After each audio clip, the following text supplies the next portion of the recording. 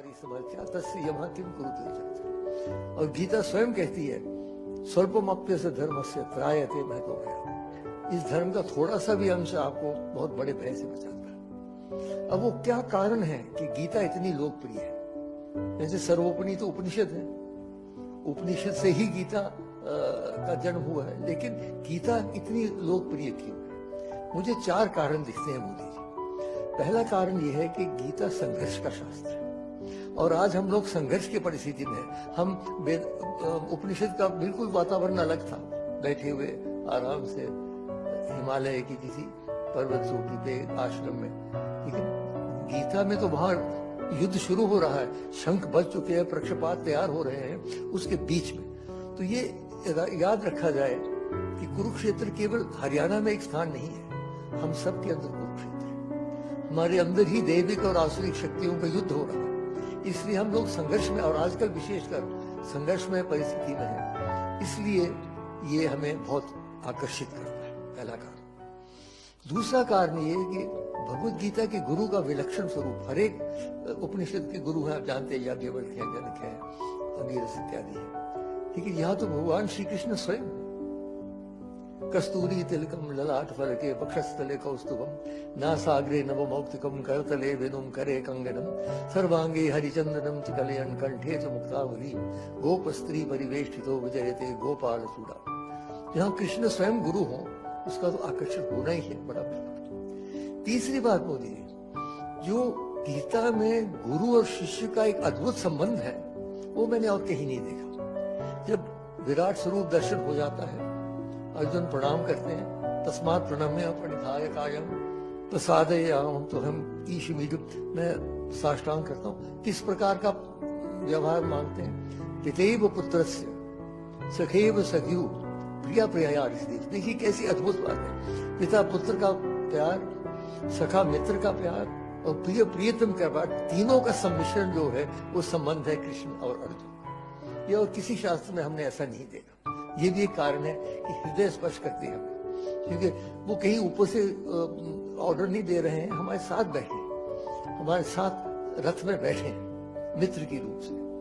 और चौथी बात यह है सार्वजनिक व्यवहारिता। गीता किसी एक वर्ग, किसी एक वर्ण, किसी एक धर्म, किसी एक देश तक सीमित नहीं। ईश्वर सर्वभूतानां हृदयेषु तिष्ठति, हर एक प्राणी के अंदर भगवान का निवास है। ये हमारे वेदांत का मंत्र है, ऋग्वेद का बहुत हमारे संस्कृति का मूल मंत्र है। एकम सत विप्रहा बहुधा वदन्ति, सताई एक है, उसे कहने के अलग अलग मार्ग है। इसलिए गीता में हर एक जगह, सारी दुनिया में जब जाता हूं मैं, तो गीता जो लोग, केवल हिंदू नहीं, दूसरे धर्म के लोग भी गीता को पढ़ते हैं बड़े रुचि से। ये 4 कारण मैं मानता हूँ मोदी कि गीता इतनी लोकप्रिय है। अब गीता का संदेश क्या है, उसमें भी 4 मुद्दे संक्षेप में रखता हूँ। पहला तो वो कर्मों की हमें व्याख्या करती है, गहनो कर्म रोकती। कर्मों की गति बड़ी कठिन है, हर एक के सामने कठिन है, आपको कितने निर्णय करने पड़ते हैं। अब प्रधानमंत्री हो कि साधारण व्यक्ति हो, अपने जीवन में रोज कोई ना कोई नया हमें करना पड़ता है निर्णय।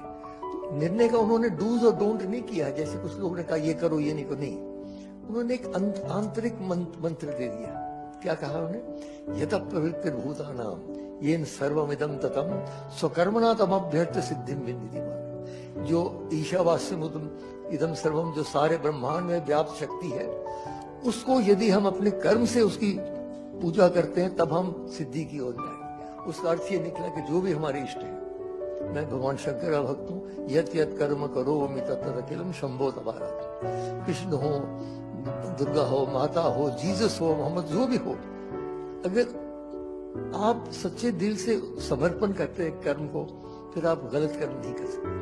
कि जो ही गलत कर्म करना शुरू किया आपने, आपको लगेगा ये तो मैं उनको नहीं समर्पित कर सकता। तो ये उन्होंने मंत्र दे रखा है कर्म। दूसरी बात, उन्होंने एक संयुक्त योग की बात की है। हमारे संस्कृति में आप तो जानते हैं 4 प्रमुख योग हैं, ज्ञान योग है, भक्ति योग है, कर्म योग है, राजयोग है।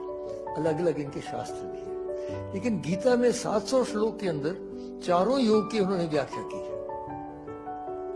और जो जैसे ज्ञान योग नहीं, ज्ञानेन सदृशं विद्यते विद्यते, और भक्ति योग तो है ही, जहां कृष्ण होंगे भक्ति भक्ति होगी। और कर्मयोग की मैंने बात कही। राजयोग के बारे में भी मोदी जी अगर आप पढ़ें, पर्याप्त उसमें सामग्री है, कैसे बैठना चाहिए, कैसे श्वास लेना चाहिए, कैसे ध्यान देना चाहिए। तो चारों योग सम्मिश्रित ही। तीसरी बात, संयुक्त आश्वासन। बड़े आश्वासन देते हैं मोदी जी। यदा यदा हि धर्मस्य ग्लानिर्भवति भारत अभ्युत्थानाय धर्मस्य तदात्मानं सृजाम्यहं परित्राणाय साधूनां विनाशाय च दुष्कृतां धर्म संस्थापनार्थाय संभवामि युगे। और कौन्तेय प्रतिजानीहि न मे भक्त प्रणश्यति। लेकिन अब मैं एक नई बात करूंगा। वो जो आश्वासन, आप अगर आश्वासन देते हैं कोई लोकसभा में, तो 1 साल के बाद लोग कहेंगे प्रधानमंत्री आपने आश्वासन दिया था, पूरा कीजिए। तो श्री कृष्ण को ऐसे ही जाने थे, बांसुरी बजाते बजाते आश्वासन दे के निकल जाए। बांधना है उनको कैसे बांध सकते हैं? भक्ति से ही बांध सकते हैं, और तो कोई तरीका नहीं। और एक और बात मैं कहूं, मोदी जी शायद पहली बार आपने सुना, अगर हमें भगवान की आवश्यकता है तो भगवान को भी हमारी आवश्यकता है, याद रखिए। मानव की सहयोग के बिना भगवान का कार्य पूरा नहीं होता। नहीं तो सुदर्शन चक्र का चला लेते, युद्ध खत्म कर लेते। नहीं, क्यों अर्जुन के पीछे पड़ रहे? खड़े हो जाओ, निमित्त मात्र, मैंने सबको मार रखा है, खड़े हो जाओ। खड़े क्यों? क्योंकि हमारे सहयोग के बिना उनका कार्य पूरा नहीं। श्री राम ने भी जब चढ़ाई करनी थी श्रीलंका पर, तो अयोध्या से कोई नहीं आया। वहां के जो वनवासी है, और बहुत प्रगतिशील वनवासी है, ये दुर्भाग्य है कि हमारे उत्तर भारत की कवियों ने उनको वानर कह दिया, तो लोग समझते हैं वानर है। वानर नहीं है, बहुत ही प्रगतिशील। उनके देखिए कितनी बड़ी राजधानियां थी। तो इसलिए वो सब इकट्ठे किए, वो सेना बनी, तब जाके उनका कार्य हुआ। तो इसलिए हमें भगवान को बांधना है, जो आश्वासन ने किए कि नहीं तो ये ना हो जाए कहीं मोदी जी कि हमने माना कि तकाफुल ना करोगे, लेकिन खाक हो जाएंगे हम तुमको खबर होने तक।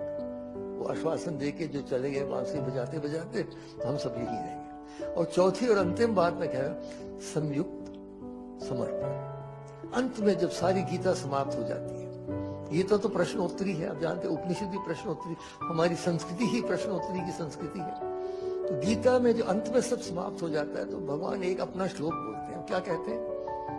सर्व धर्मान् परित्यज्य माम एकम शरणं व्रज अहम त्वा सर्व पापेभ्यो मोक्षयिष्यामि। सब धर्म के धार्यते इति धर्म, जो धारण करता है। कुछ तो समझते हैं कि उनका धन धारण करेगा, कुछ समझते हैं उनकी विद्या धारण करेगी, कोई समझते हैं उनकी सत्ता धारण, अंततो गत्वा दैविक शक्ति ही धारण कर सकती है। इसलिए वो कहते हैं सब धर्म को छोड़ो, मास्टर। आखिरी जो 2 शब्द देखिए, मास्टर, डरो नहीं। जैसे एक अंधेरे कमरे में बच्चा चल रहा हो तो माँ पीछे कहती डरो नहीं बेटा, मैं पीछे। तो कृष्ण कह रहे हैं मैं हूं ना। इसलिए अंत में मैं श्री कृष्ण के प्रति ही एक श्लोक अर्पित करता हूं, जिसमें हम कह रहे हैं, उनको प्रार्थना कर रहे हैं कि हे भगवान, आप कृपा करके आज ही अपनी हमारी चेतना को अपने कृपा में ले लीजिए। अंतिम समय जब आएगा, न जाने बोल पाएंगे, कहाँ होंगे, आईसीयू में होंगे, कहाँ होंगे। इसलिए विलंब न करें। कृष्णत्वदीय पद पंकज पंजरांते अद्येव में विशितु मानस राजहंस प्राण प्रयाण समये कफवाति वित्तैः कंठावरोधन विधौ स्मरणं। इन शब्दों के साथ मैं पुनः आपका धन्यवाद करते हुए प्रार्थना करता हूँ कि आप कार्यक्रम